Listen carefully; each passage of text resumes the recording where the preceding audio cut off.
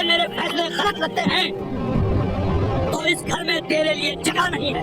मुझे सीधे सीधे बता, तेरे पास जो है वो कहाँ छिपा है, वरना ये रात तेरी आखिरी रात होगी। ये घर मेहमान नहीं रखता, शिकार रखता है। कभी कभी एक घर बाहर से बहुत आबाद दिखता है, लेकिन उसके अंदर इतने राज दबे होते हैं कि दीवारें भी कांपती हैं। कभी कभी एक मुसाफिर अपने घर से निकलता है तो उसे लगता है कि वह बस कुछ दिनों की दूरी पर जा रहा है, लेकिन असल में वह अपनी पूरी जिंदगी के सबसे बड़े इम्तिहान की तरफ बढ़ रहा होता है। और कभी कभी एक लड़की ऐसे घर में पलती है जहाँ लोग सांस तो लेते हैं मगर उनके दिल बहुत पहले मर चुके होते हैं। आज की कहानी ऐसे ही एक दर्द, एक मोहब्बत, एक इम्तिहान और एक ऐसे अंजाम की है जिसे सुनकर दिल कांप भी उठेगा और आखिर में यही कहेगा जो हुआ बहुत सही हुआ। अगर आपको ऐसी दिल को छू लेने वाली, दर्द भरी और रूह तक उतर जाने वाली कहानियां पसंद, कमेंट और सब्सक्राइब जरूर कीजिए। यह कहानी है यूसुफ की, यह कहानी है मरियम की और यह कहानी है उस घर की जहां रोटी की खुशबू से ज्यादा जहर की बू बसती थी। पुराने वक्त की बात है। उत्तर के एक बड़े कस्बे रहमतपुर में हाशिम अली नाम का एक बहुत रसूखदार आदमी रहता था। लोग उसे इज्जत से हाशिम साहब कहते थे। उसकी बड़ी अनाज मंडी थी, कई दुकानें थी, दूर दूर तक उसके कारोबार का नाम था। बाहर वालों को उसका घर बहुत नेक, बहुत खुशहाल और बहुत दीनदार लगता था। बड़े दरवाजे पर हमेशा मेहमानों के लिए पानी रखा जाता। भीतर आंगन में नीम का पुराना पेड़ था और छत से अजान की आवाज साफ सुनाई देती थी। मगर उस घर के अंदर बरसों से एक ऐसी सख्ती पड़ रही थी जिसने रिश्तों की गर्मी छीन ली थी। हाशिम साहब का दिल अपने कारोबार जितना बड़ा नहीं था। वह इज्जत के मामले में बहुत सख्त, गुस्से में तेज और फैसलों में पत्थर जैसा आदमी था। उसके घर में उसकी बीवी शमीमा रहती थी, बूढ़ी माँ नफीसा रहती थी और उसका इकलौता बेटा यूसुफ रहता था। यूसुफ बाकी लड़कों जैसा नहीं था। वह नर्म दिल था, मोहल्ले के छोटे बच्चों को पढ़ा देता, किसी गरीब के घर राशन पहुंचा देता, मस्जिद के बाहर बैठे फकीरों को रोटी खिला देता। उसे कारोबार से नफरत नहीं थी, मगर वह यह मानता था कि कमाई वही हलाल है जिसमें किसी भूखे का हिस्सा न दबे। यही बात उसके और उसके अब्बू के बीच सबसे बड़ी दूरी थी। हाशिम साहब कहते, दुनिया रहम से नहीं हिसाब से चलती है, और यूसुफ कहता, हिसाब में रहम न हो तो बरकत नहीं होती। यह खींचतान बरसों से भीतर चल रही थी। शमीमा बेगम दोनों के बीच दीवार बनने की कोशिश करती, मगर हर बार बात थोड़ी देर के लिए दबती और फिर किसी दिन नए जख्म के साथ बाहर आ जाती। एक साल ऐसा आया जब रहमतपुर के आसपास सूखा पड़ गया। खेत सूख गए, मजदूरों के घर चूल्हे ठंडे हो गए और मंडी में अनाज की कीमत अचानक बढ़ गई। हाशिम साहब ने गोदाम बंद कर दिए ताकि दाम और ऊपर जाएं। कस्बे के गरीब लोग तरसते रहे। उसी दौरान एक रात एक आदमी उनके गोदाम से थोड़ा गेहूं चुराते पकड़ा गया। सुबह उसे आंगन में बांध कर लाया गया। वह बुरी तरह कांप रहा था। उसके साथ उसकी बीवी भी थी। गोद में दुबला बच्चा था जो भूख से रोते रोते बेहाल था। हाशिम साहब ने सबके सामने कहा, चोरी की सजा मिसाल बननी चाहिए। मगर यूसुफ ने पहली बार सबके सामने अपने अब्बू की आंखों में देखकर कहा, अब्बू, ये चोरी नहीं मजबूरी है। अगर किसी बाप को अपने बच्चे की भूख चुराने पर मजबूर कर दे तो शर्म उसे नहीं, उस अमीर को होनी चाहिए जिसके गुलाम भरे। यह सुनते ही आंगन में खामोशी छा गई। हाशिम साहब का चेहरा सुर्ख हो उठा। उन्होंने गुस्से में लाठी जमीन पर पटकी और दहाड़ कर कहा, अगर तुझे मेरे फैसले गलत लगते हैं तो इस घर में तेरे लिए जगह नहीं है। आज से तू मेरे कारोबार, मेरे नाम और इस घर की दहलीज से बाहर है। निकल जा अभी के अभी। शमीमा बेगम के हाथ से पानी का लोटा गिर गया। नफीसा भी रो पड़ी, मगर हाशिम साहब की आंखों में उस वक्त कोई नरमी नहीं थी। यूसुफ कुछ पल तक जड़ खड़ा रहा। उसे लगा जैसे उसके पैरों के नीचे की जमीन खिसक गई। उसने अपनी अम्मी की तरफ देखा। उनकी आंखें भीख मांग रही थी कि कुछ कह दे, माफी मांग ले, झुक जा। मगर यूसुफ के अंदर दुख से ज्यादा एक गहरा घाव उठ चुका था। उसने धीमे से अपनी अम्मी के हाथ छूए, दादी के पैर छुए, अपने कमरे से कुछ कपड़े, थोड़े पैसे और एक छोटा सा कपड़े का थैला उठाया जिसमें उसकी नानी की दी हुई 4 पुरानी लाल पत्थरों वाली अंगूठियों के नग रखे थे। वह कोई राशि खजाना नहीं थे, मगर उसकी नानी कहती थी, बेटा ये मुसीबत के दिन काम आएंगे। यूसुफ ने वह थैला बांधा और बिना कुछ कहे घर से निकल गया। उसके पीछे उसकी अम्मी की सिसकियां रह गई। उस दिन रहमतपुर की गलियां भी उसे अजनबी लगी। जिस घर में उसने बचपन बिताया था उसी के दरवाजे से निकलते वक्त उसे लगा जैसे वह अनाथ हो गया हो। 3 दिन तक वह भटकता रहा। कभी किसी मस्जिद की दीवार से टिककर सो जाता, कभी किसी कच्चे कुएं से पानी पी लेता, कभी सूखी रोटी से पेट भरता। उसके पैरों में छाले पड़ गए, धूप से चेहरा उतर गया। मगर सबसे बड़ा दर्द वह था जो भीतर चल रहा था। उसे अपनी अम्मी याद आती, दादी की खांसी याद आती और सबसे ज्यादा यह चुभ था कि उसका अपना अब्बू उसे यूं काट कर फेंक सकता है। चौथे दिन शाम के करीब वह कस्बे से दूर एक पुराने रास्ते पर पहुंचा जहां पेड़ कम थे और रास्ता सुनसान था। वहीं उसे एक छोटी सी खानकाह दिखाई दी। मिट्टी की दीवारें, एक पुरानी चटाई, चूल्हे से उठता हल्का धुआं और भीतर बैठे एक बुजुर्ग। उनका नाम मौलाना इदरीस था, मगर आसपास के लोग उन्हें इदरीस बाबा कहते थे। उनका चेहरा रोशन था, आंखें गहरी थीं और आवाज ऐसी जैसे लंबे दर्द से गुजरे आदमी ने आखिर में सुकून पा लिया हो। यूसुफ ने सलाम किया और बैठ गया। बाबा ने कुछ पल उसे देखा, फिर बोले, बेटा तेरी चाल बता रही है कि तू रास्ता नहीं अपना सहारा खोकर आया है। यूसुफ की आंखें भर आईं। उसने सब कुछ कह सुनाया।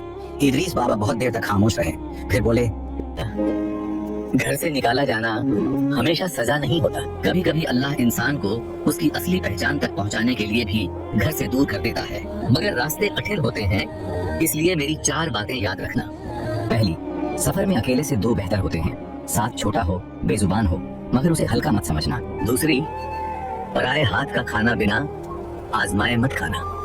तीसरी, किसी और की बिछाई हुई खाट पर बिना झाड़े मत सोना। चौथी, जब दुश्मन सामने हो और जान पर बनाए तो कई बार तलवार से पहले अक्ल और नरमी काम आती है।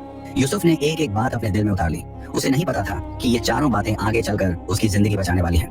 जाते वक्त बाबा ने उसके सिर पर हाथ रखा और कहा, अपने दर्द को जहर मत बनने देना। वही दर्द अगर सब्र बन जाए तो आदमी पत्थर नहीं दरिया बनता है। यूसुफ फिर चल पड़ा। अब उसके भीतर थोड़ा सुकून था, मगर रास्ते आसान नहीं हुए।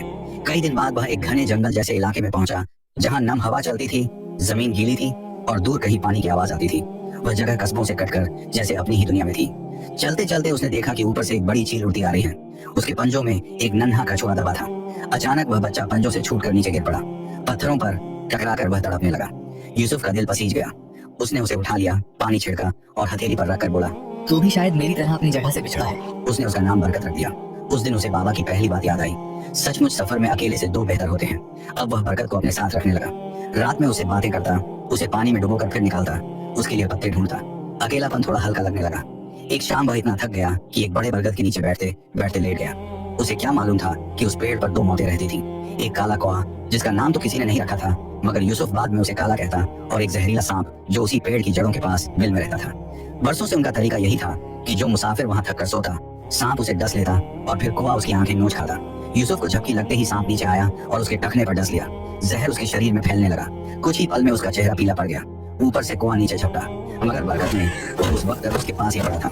अचानक इतनी जोर से कौए की गर्दन पकड़ ली कि वह फड़फड़ा कर रह गया। कौआ चीखने लगा। उसकी आवाज सुनकर सांप वापस आया।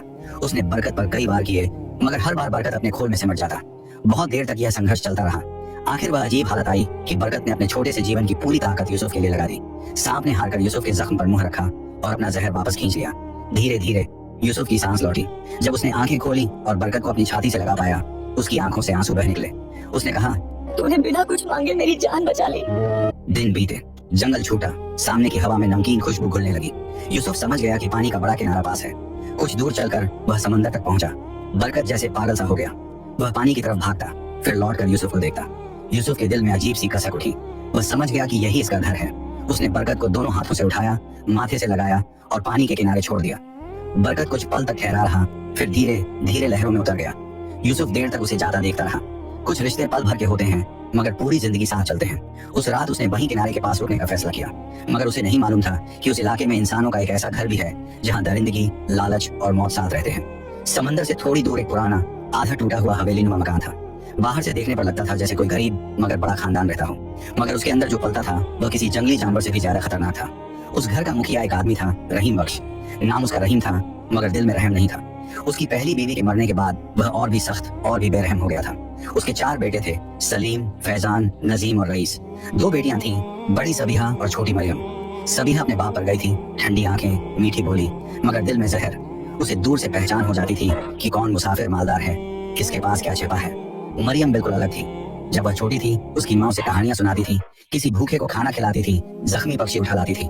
मगर एक दिन उसकी माँ अचानक मर गई। मरियम ने अपनी आंखों से देखा था कि माँ ने एक मुसाफिर और उसकी बीमार बीवी को चुपके से भागने में मदद की थी, और उसी रात रहीम बख्श ने गुस्से में उन्हें इतना मारा कि सुबह तक उनका दम टूट गया। उस दिन से मरियम डर में जीती थी, घर वालों के सामने झुकी रहती, मगर भीतर ही भीतर वह उस घर से नफरत करती थी। उस रात सबीहा ने हवा सूंघी और बोली, अब्बा, कोई मुसाफिर आया है। उसके पास मामूली चीज नहीं, कुछ कीमती है। रहीम बख्श ने बेटों को इशारा किया। थोड़ी ही देर में वे लोग यूसुफ को पकड़कर घर ले आए। यूसुफ थका हुआ था। उसने लड़ने की कोशिश की, मगर तादाद ज्यादा थी। उसे एक कमरे में लाकर बैठा दिया गया।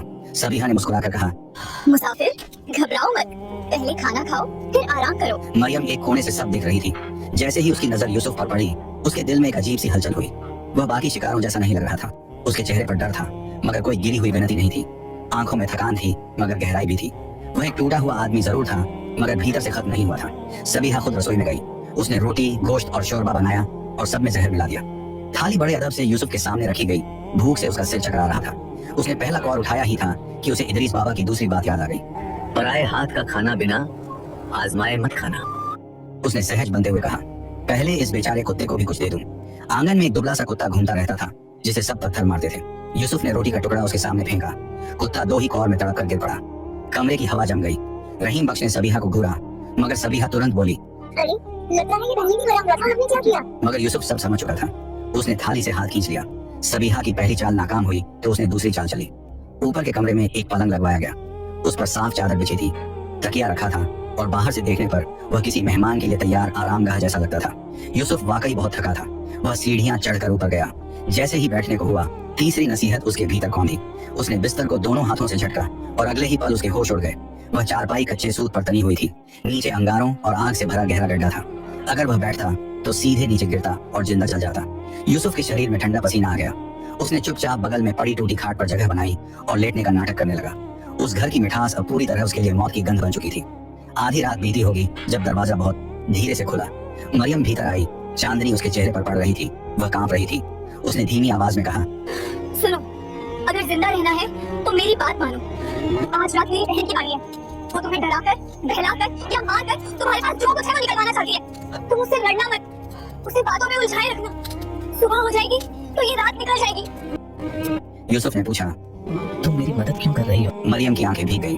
उसने कहा, क्योंकि इस घर में हर चीख दीवारों में दबी रहती है। मैं बहुत बरस से किसी को बचा नहीं सकी। शायद आज अगर तुमने ना बचाया तो मेरी रूह भी मर जाएगी। यह कहकर वह चली गई। कुछ देर बाद सबीहा आई। हाथ में चमकती कटार थी, चेहरे पर वही ठंडी मुस्कान। उसने कहा, मुझे सीधे सीधे बता, तेरे पास जो है वो कहाँ छिपा है, वरना ये रात तेरी आखिरी रात होगी। यूसुफ के अंदर डर था, मगर चौथी नसीहत उसके पास थी। उसने धीरे से कहा, तो वैसे ही पछताएगी जैसे एक आदमी अपने वफादार कुत्ते को मारकर पछताया था। सबीहा ठिठकी। उसे किस्से सुनने का शौक था, मगर वह मानती नहीं थी। उसने ताना मारा, कौन आदमी? तब यूसुफ ने एक किस्सा शुरू किया। एक बंजारे का, उसके कुत्ते का, चोरी का, गलतफहमी का, पछतावे का। फिर उसने दूसरा किस्सा सुनाया। एक आदमी, एक पाला हुआ तोता, एक फल, जल्दबाजी और तबाही का। सबीहा बीच बीच में सवाल करती, काटती, ताना मारती, मगर धीरे धीरे कहानी में फंसती चली गई। यूसुफ बोलता गया। बाहर अंधेरा हल्का पड़ने लगा। मुर्गे की आवाज आई। दूर मस्जिद से फजर की अजान उठी। सबीहा को एहसास हुआ कि रात खत्म हो गई। उसने दांत भींचे और कहा, आज तो बच गया, मगर हर रात इतनी मेहरबान नहीं होगी। सुबह सबीहा का चेहरा जला हुआ था। रहीम बख्श को गुस्सा था, मगर वह भी समझ चुका था कि यह लड़का सीधा नहीं है। उसने दोपहर को ऐलान किया कि अगली रात मरियम की बारी होगी। मरियम का चेहरा सुन पड़ गया। दिन भर वह कहीं नजर नहीं उठाती। शाम को उसने चोरी से यूसुफ को पानी दिया। दोनों की आंखें मिली। अब उनमें अजनबीपन कम, भरोसा ज्यादा था। रात गहराई तो मरियम फिर आई, मगर इस बार उसके हाथ में डर के साथ एक फैसला भी था।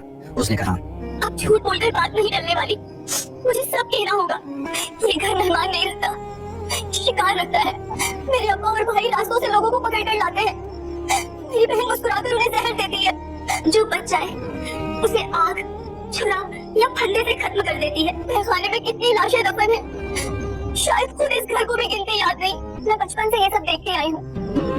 अगर आज तुम नहीं निकले तो कल जिंदा नहीं रहोगे। यूसुफ ने उसकी आंखों में देखा। वह वहाँ एक डरी हुई लड़की नहीं, एक टूटी हुई रूह देख रहा था। उसने धीमे से कहा, मेरे साथ चलो। मरियम जैसे ये सुनने का इंतजार बरसों से कर रही थी। उसने कांपते हाथों से अपना दुपट्टा पकड़ा और बोली, मैं यहीं रही तो या तो मर जाऊंगी या मेरी रूह हमेशा के लिए पत्थर हो जाएगी। मरियम ने भागने की तरकीब बताई। रहीम बख्श के पास 2 ऊँटनियां थी। एक बहुत तेज थी, दूसरी धीमी।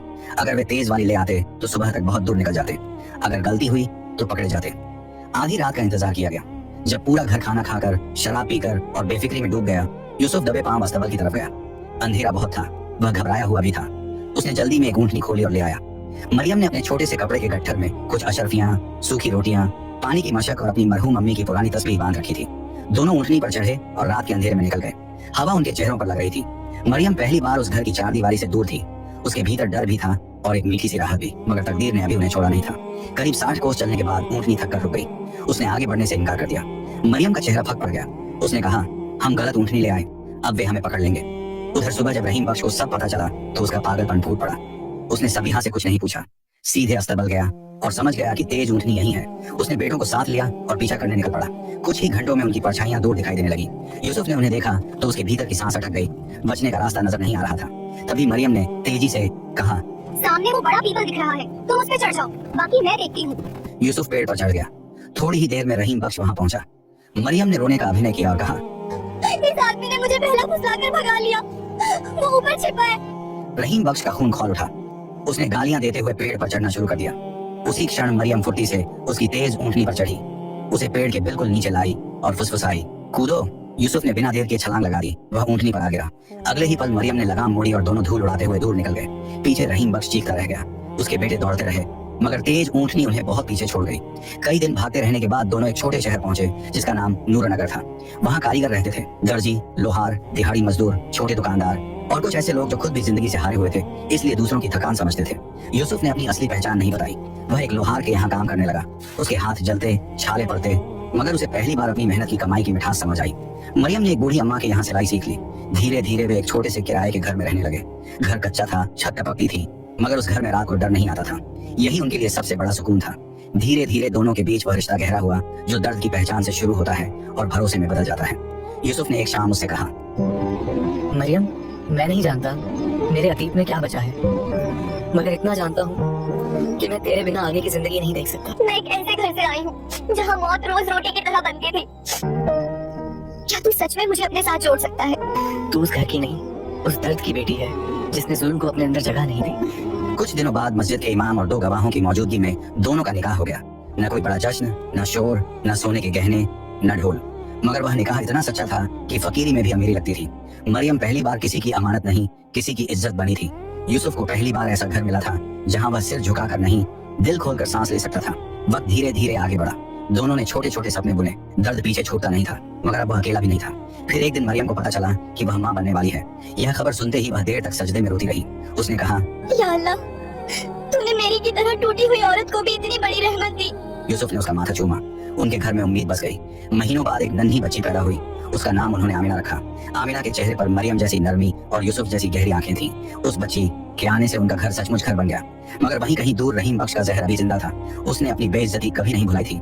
सबिहा तो इस बात से और जल्दी थी कि मरियम भागकर बच गई और अब शायद खुश भी है। उसने लोगों को पैसे देकर खबरें जुटानी शुरू की। आखिर एक दिन उन्हें नूरनगर का पता चल गया। एक दोपहर यूसुफ लोहार खाने में था। मरियम आमिना को गोद में लिए घर में अकेली थी।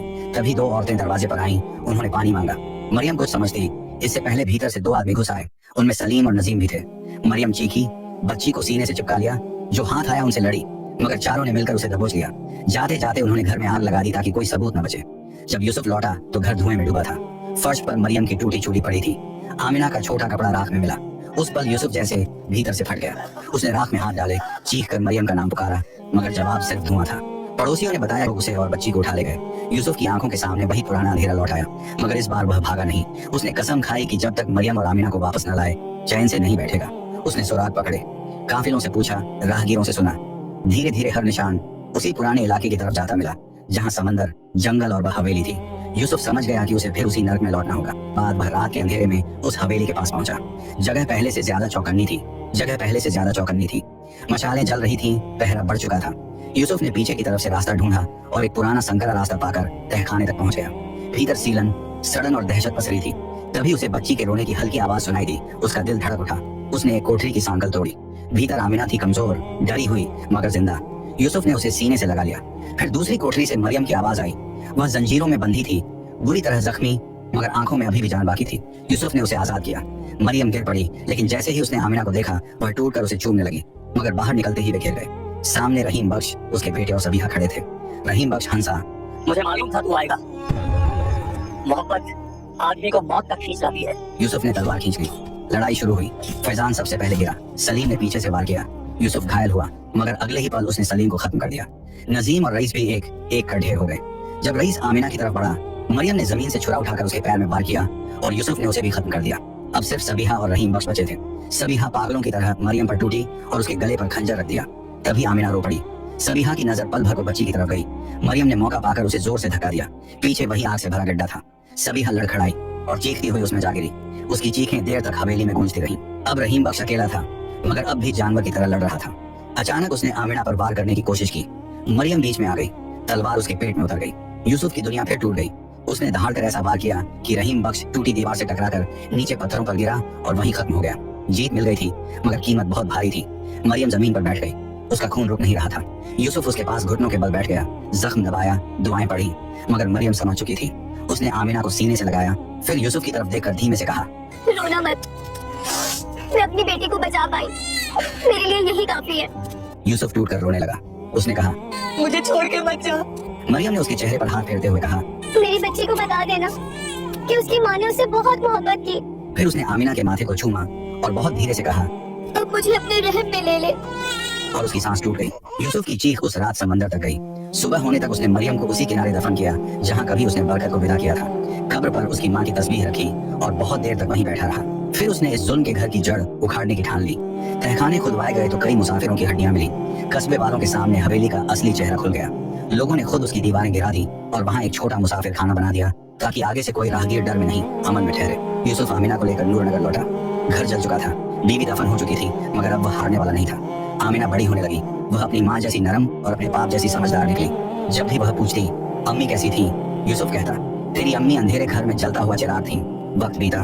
उधर रहमतपुर में हाशिम साहब बूढ़े हो गए। घर कारोबार सब था मगर सूना पड़ा था। आखिर उन्हें यूसुफ की तलाश करनी पड़ी। बरसों बाद जब यूसुफ आमिना के साथ लौटा तो हाशिम साहब का गुरूर टूट चुका था। उन्होंने बेटे के सामने सिर झुका दिया। यूसुफ के भीतर पुराने जख्म थे मगर उसने अपने अब्बू को उठाया। बरसों बाद उस आंगन में ऐसा रोना गूंजा जिसमें दर्द भी था और राहत भी। जब हाशिम साहब ने यूसुफ से कारोबार संभालने को कहा तो उसने 3 शर्तें रखी। कोई गरीब भूखा नहीं सोएगा, आमिना का पूरा हक मिलेगा और घर का एक हिस्सा मुसाफिरों, बेवाओं और बेसहारों के लिए खोला जाएगा जिसका नाम मरियम खाना होगा। फरीद चाचा ने आमिना का हक मारने की साजिश की मगर खुली बैठक में यूसुफ ने सच सबके सामने रख दिया। सबको लगा वह सजा देगा लेकिन उसने इंसाफ चुना। उसने तय किया कि फरीद के हिस्से की आधी आमदनी गरीबों, यतीमों और बेवा औरतों पर खर्च होगी। यही उसकी सबसे बड़ी सजा थी। धीरे धीरे मरियम खाना जरूरतमंदों की पनाह बन गया। आमिना बड़ी होकर पढ़ी लिखी और रहमदिल औरत बनी। उसने लड़कियों को पढ़ाना और बेवा औरतों को सहारा देना शुरू किया। यूसुफ अक्सर मरियम की कब्र पर जाता। एक दिन आमिना ने कब्र पर हाथ रखकर कहा अम्मी आपने बहुत सही किया। बरसों बाद जब यूसुफ बूढ़ा हुआ तो एक सुबह मरियम को याद करते करते उसकी सांस सुकून से थम गई। आमिना ने उसे मरियम की कब्र के पास दफन किया। दोनों कब्रों के बीच एक पत्थर लगाया गया जिस पर लिखा था दोस्तों, यूसुफ और मरियम की यह कहानी सिर्फ एक दास्तान नहीं है बल्कि जिंदगी का एक बहुत बड़ा सबक है। यह हमें सिखाती है कि जिंदगी में चाहे कितने भी कड़वे इम्तिहान क्यों ना आए, अपने अंदर की अच्छाई को कभी मरने नहीं देना चाहिए। इदरीस बाबा ने क्या खूब कहा था, दर्द को जहर मत बनने देना। वही दर्द अगर सब्र बन जाए तो आदमी पत्थर नहीं दरिया बनता है। जुल्म का जवाब जुल्म से देना बहुत आसान है, लेकिन जो इंसान बुराई और आग के बीच रहकर भी रहम और इंसाफ का रास्ता चुनता है, असल जीत उसी की होती है। मरियम और यूसुफ ने अपने दर्द से हार नहीं मानी बल्कि उसे दूसरों के लिए एक पनाहगाह बना दिया। अगर आपको यूसुफ के सब्र और मरियम की इस खामोश बहादुरी ने थोड़ी सी भी हिम्मत दी है या इस कहानी ने आपके दिल का कोई तार छुआ है तो इस वीडियो को उन लोगों तक जरूर शेयर करें जिन्हें आज शायद एक उम्मीद की जरूरत है। ऐसी ही दिल को छू लेने वाली, दर्द भरी और रूह को जगाने वाली कहानियों के सफर में